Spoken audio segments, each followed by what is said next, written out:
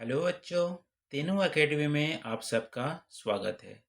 बच्चों, आज हम लोग पार्ट 2 का अध्ययन करेंगे जिसका शीर्षक है चिट्ठी। चिट्ठी।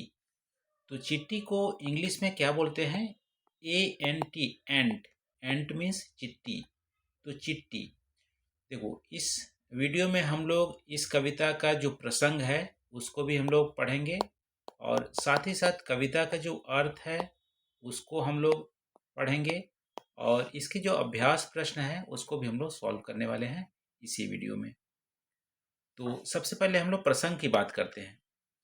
तो प्रसंग प्रसंग को इंग्लिश में बोलते हैं रेफरेंस। ठीक है, रेफरेंस। तो देखो, चिट्ठी जो कविता है वो हमारा चिट्ठी कविता है कक्षा 3 की हिंदी पाठ्य पुस्तक बीड़ा भाग 1 में संकलित है और चिट्ठी कविता के जो कवि हैं प्रकाश मनु जी हैं। प्रकाश मनु जी हैं। तो कवि प्रकाश मनु इस कविता में क्या बोलते हैं? चिट्ठी को एक मेहनती बताते हैं। चिट्ठी को एक मेहनती बताते हैं और चिट्ठी को कलाकार भी बताते हैं और चिट्ठी को बड़े इरादे वाले बताते हैं, कभी न घबराने वाले, जिसको बोलते हैं अडिग। तो चिट्ठी को कलाकार, अडिग और मेहनती इस कविता में प्रकाश मनु कवि बताते हैं। तो ये हमारा हो गया प्रसंग। अब कविता का हम पाठ करते हैं और एक एक करके इसके जो अर्थ है उसको भी हम लोग समझेंगे। तो चलो पढ़ते हैं। हर पल चलती जाती चिट्ठी, हर पल चलती जाती चिट्ठी, श्रम का राग सुनाती चिट्ठी, कड़ी धूप हो या हो वर्षा, दाना चुनकर लाती चिट्ठी, सचमुच कैसी कलाकार है, घर को खूब सजाती चिट्ठी, छोटा तन पर बड़े इरादे, नहीं कभी घबराती चिट्ठी, नन्हे नन्हे पैर बढ़ाकर पर्वत पर चढ़ जाती चिट्ठी, काम बड़े करके दिखलाती, जहाँ कहीं अड़ जाती चिट्ठी, मेहनत ही पूजा है प्रभु की, हमको यही सिखाती चिट्ठी, मेहनत ही पूजा है प्रभु की, हमको यही सिखाती चिट्ठी। देखो, पहले इसका अर्थ देखते हैं। हर पर चलती जाती चिट्ठी, हर पल, पल मतलब समय, हर समय चिट्ठी चलती ही जाती है और श्रम करती रहती है। श्रम मतलब मेहनत, मेहनत करती रहती है और हमको मेहनत करने की जो राग है, जो कला है, वो भी हमें सिखाती हैं। कड़ी धूप हो या हो वर्षा, या वर्षा के दिन हो या भीष्म गर्मी का दिन हो, वो हम दाना चुनकर लाती है चिट्ठी, और सचमुच कैसी कलाकार है, घर को खूब सजाती चिट्ठी। चिट्ठी कलाकार भी है और घर को सजाती है अपने कलाकारी से। चिट्ठी का तन, कवि आगे क्या बोलते हैं? चिट्ठी का तन छोटा है लेकिन उसके इरादे, इरादे मतलब एम, जो उनका एम है वो क्या है? बड़े हैं। और कभी नहीं घबराती चिट्ठी, चिट्ठी संघर्ष करती रहती है और परेशानियों से नहीं घबराती है। फिर कवि आगे क्या बोलते हैं चिट्ठी के बारे में? नन्हे नन्हे पैर बढ़ाकर पर्वत पर चढ़ जाती चिट्ठी, पर्वत जैसे विशाल जो ऊंचाइयां हैं उसको भी अपने नन्हे नन्हे पैरों से चढ़ जाती है, क्योंकि वह लगातार मेहनत करती रहती है। बड़े काम बड़े करके दिखलाती, जहाँ कहीं अड़ जाती चिट्ठी, बड़े बड़े काम को वो कर जाती है और बिना काम किए वो नहीं भागती हैं, काम के प्रति वो अड़ी रहती हैं। ठीक है, उसका उनका जो इरादा होता है वो अडिग होता है। और मेहनत ही पूजा है प्रभु की, प्रभु की पूजा यानी भगवान की जो पूजा है वो मेहनत ही है। ऐसा चिट्ठी हमें बताती है कि मेहनत करते रहो, सारे चीज जो है आपका सफल हो जाएंगे। कर्म ही पूजा है, कर्म ही पूजा है, यह चिट्ठी हमें करके दिखाती है। तो हम सबको भी कर्म को ही अपनी पूजा मानना चाहिए। भगवान को प्रसन्न करने के लिए अपना जो पूजा है वो कर्म के रूप में करना चाहिए। इससे भगवान प्रसन्न होंगे और अपनी जो जीवन है वो भी हमारी सफल हो जाएगी। तो चिट्ठी से हमें क्या क्या सीखना चाहिए? मेहनत वाला गुण सीखना चाहिए और चींटी अपने घर को जैसे सजाती है, तो कलाकार भी चींटी है उसके गुण सीखना चाहिए। चींटी के बड़े इरादे होते हैं, वो भी हमें सीखने की ज़रूरत है। और पर्वत जैसे ऊंचाइयों को अपने नन्हे पैरों से चढ़ जाते हैं, ये भी हमें चींटी से सीखना चाहिए। और चींटी अडिग रहती है, परेशानियों से नहीं घबराती, ये भी हमें सीखना चाहिए। तो ये सब चीज़ें हम सीख सकते हैं चींटी से, ऐसा कवि बोल रहे हैं। आगे हम अभ्यास प्रश्न में चलते हैं। बातचीत के लिए आपने अपने आसपास घर और विद्यालय में कौन कौन से जीव जंतु देखे हैं? आप अपने आसपास घर और विद्यालय में कौन कौन से जीव जंतु देखे हैं? जीव जंतु मतलब आप कोई भी बता सकते हैं। वो जानवर भी हो सकते हैं, पक्षी भी हो सकते हैं, कीड़े मकोड़े हो सकते हैं, सारे जीव जंतु में आते हैं। देखो, आपने जरूर चींटी को तो देखा ही होगा। ठीक है, चींटी को देखा होगा, दीमक को देखा होगा, ठीक है, चूहा को देखा होगा, तोता को देखा होगा, कौवे को देखा होगा पक्षी में, ठीक है, मकड़ी को देखा होगा, मकड़ी को देखा होगा, मच्छर को आपने देखा होगा, बिल्ली देखा होगा, गाय, बैल, बकरी, इन सारे चीज़ जीव जंतुओं को आपने जरूर देखा होगा। इन सारी जीव जंतुओं का आपको नाम यहाँ पे इस प्रश्न में देने हैं। अब चलते हैं दूसरा प्रश्न। आपने सबसे छोटा कौन सा कीट देखा और कहाँ देखा है? आपने सबसे छोटा कीट कौन सा देखा और कहाँ देखा है? देखो, सबसे छोटा जो कीड़ा है, ठीक है, वो तो हमारा चींटी ही नजर आ रही है। ठीक है, जो लाल वाला जो चींटी होती है, लाल वाला जो चींटी होती है, जो चीनी या गुड़ में लगते हैं, वो लाल वाला जो नन्हे चींटी होते हैं सबसे छोटे होते हैं। लाल वाले नन्हे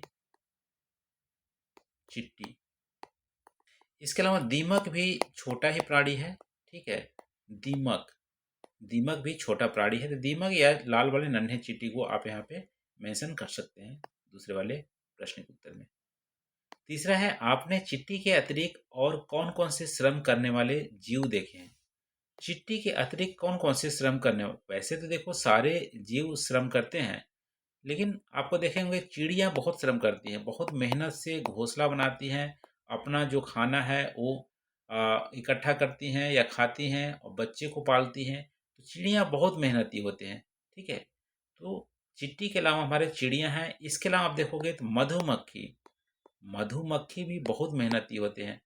एक एक करके वो अपना जो मधु इकट्ठा करते हैं। और इसके अलावा आप देखोगे तो तितली भी मेहनती होती हैं। ठीक है, जगह जगह पे तितली उड़ती हैं और फूलों के रस को खाती हैं, तो तितली भी मेहनती होते हैं। अब चौथे पे चलते हैं। नन्ही चींटी के बारे में अपना कोई अनुभव बताइए। नन्ही चींटी के बारे में अपना कोई अनुभव बताइए। अनुभव में आप कुछ ही बता सकते हैं। मैं यहाँ पे एक बता रहा हूँ अनुभव, कि मेरी माता जी मेरे को बेड पे खाने के लिए मना करती थी। बेड या सोफा पे जब भी मैं खाता था तो मना करती थी। क्यों मना करती थी? क्योंकि जैसे ही वहाँ पे जूठा गिरेगा नन्ही चींटी आ जाएंगी। एक दिन मैंने चुपके से बेड पे सेवई और पूड़ी खाया और सेवई का थोड़ा सा टुकड़ा बेड पे गिर गया था। फिर क्या था, बहुत सारी नन्ही चींटी पूरा बेड पे आ गए और फिर माँ ने देखा तो मेरे को खूब डांट लगाए और पूरा बेडशीट को भी धोया। इसके बाद से मुझे पता चला कि माँ क्यों नहीं मना करती थी बेड पे खाने के लिए। तो ये रहा नन्ही चिट्टी के बारे में अनुभव। नन्ही चिट्टी जहाँ भी मीठा देखती है वहाँ पे जल्दी से पहुँच जाती है और उस मीठे को चट कर जाती है, उठा उठा कर ले जाती है। इस तरह से अनुभव आप यहाँ पे शेयर कर सकते हैं। अब है कविता से आगे। नीचे कुछ वस्तुओं के चित्र बने हैं, बताइए चींटियां किसे खाना चाहेंगे, उस पर ये स्माइल का चिन्ह बनाइए। देखो, लड्डू मीठा होता है, मीठे चीज़ों पर चींटियां बहुत आती हैं। तो इस तरह से आप स्माइल पे यहाँ पे चिन्ह बना सकते हैं। करेला, करेला तो कड़वी होती है, यहाँ पे तो नहीं आते हैं चींटी। गेहूं के दाने, जी हाँ, गेहूं के दाने भी चींटियां उठा उठा कर ले जाती हैं, यहाँ भी चींटियां आएंगी। चीनी, चीनी भी तो मीठा है, यहाँ भी चींटी आएंगी, यहाँ भी स्माइल का चिन्ह बनाइए। शहद, शहद भी मीठी है, यहाँ भी स्माइल का चिन्ह बनाइए। सूखी पत्तियाँ मीठी नहीं होती है, यहाँ भी नहीं आएंगी चींटियाँ। तो करेला और सूखी पत्तियाँ पे नहीं आएंगे, बाकी जगह पर नन्ही चींटियाँ आएंगे। यहाँ पे हम चिन्ह बना लेते हैं। फिर है निम्नलिखित पंक्तियों को पूरा कीजिए। निम्नलिखित पंक्तियों को पूरा कीजिए। क्या पूरा करना है? यहाँ पे देखो, आपको कविता को देख के पूरा करना है। घर को खूब सजाती चिट्ठी। यहाँ पे आप लिखोगे घर को खूब सजाती चिट्ठी। घर को खूब सजाती चिट्ठी। पर्वत पर पर्वत पर पर्वत पर चढ़ जाती चिट्ठी। पर्वत पर चढ़ जाती चिट्ठी अपने नन्हे पैरों से। दाना चुनकर लाती चिट्ठी। दाना चुनकर लाती चिट्ठी। श्रम का राग सुनाती चिट्ठी। श्रम करने के लिए सुनाती चिट्ठी। श्रम का राग सुनाती चिट्ठी। तो ये आपको पंक्तियों में इस तरह से आप भर सकते हैं। आगे चलते हम लोग। कविता के अनुसार चिट्ठी हमको क्या क्या करना सिखाती है, लिख कर बताइए। देखो, क्या क्या करना सिखाती है? खूब मेहनत करना।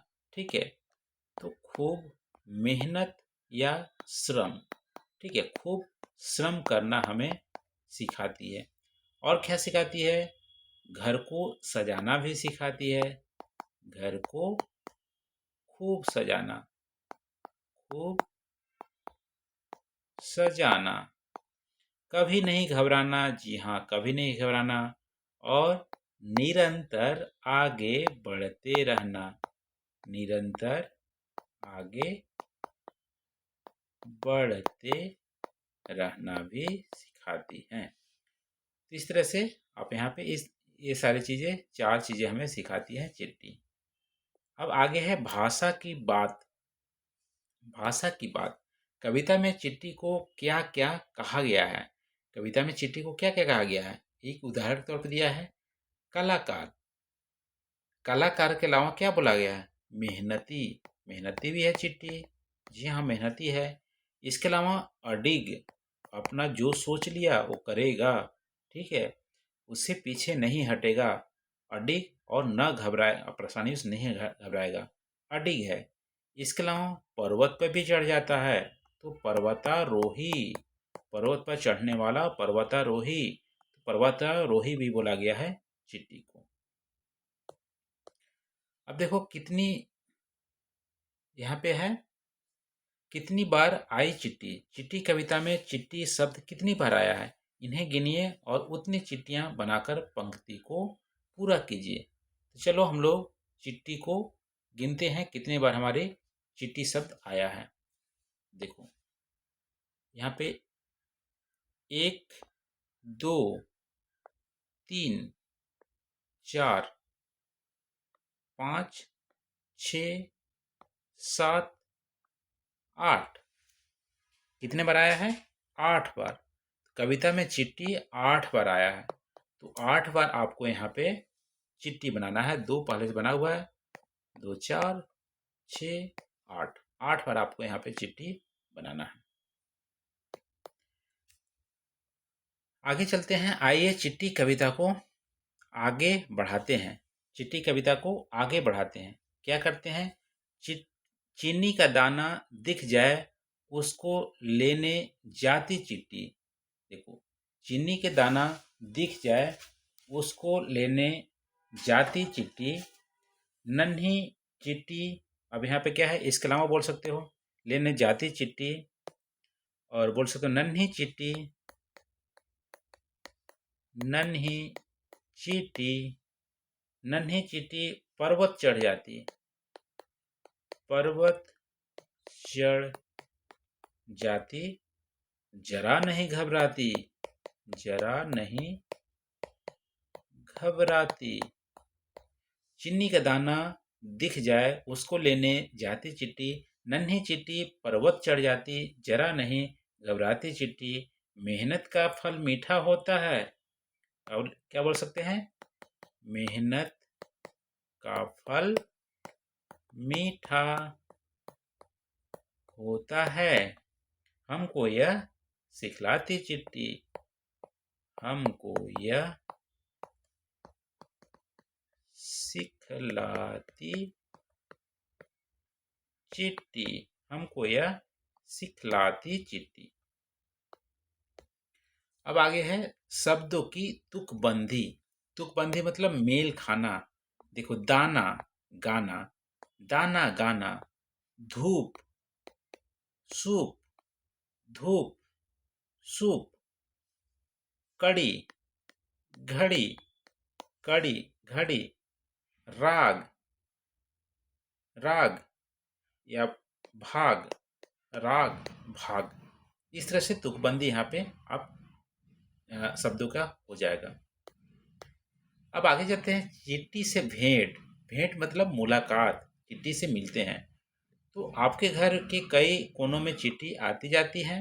एक दिन वह आपको रोककर आपसे कुछ कहती है। आपके और उसके बीच क्या क्या बातें हुई होगी, लिखिए। देखो, आप यहाँ पे हैं। आप बोलते हैं चिट्टी को, नमस्ते चिट्टी, आज आप अकेली आई हैं? आज आप अकेली आई हैं? तो चिट्टी क्या बोलता है?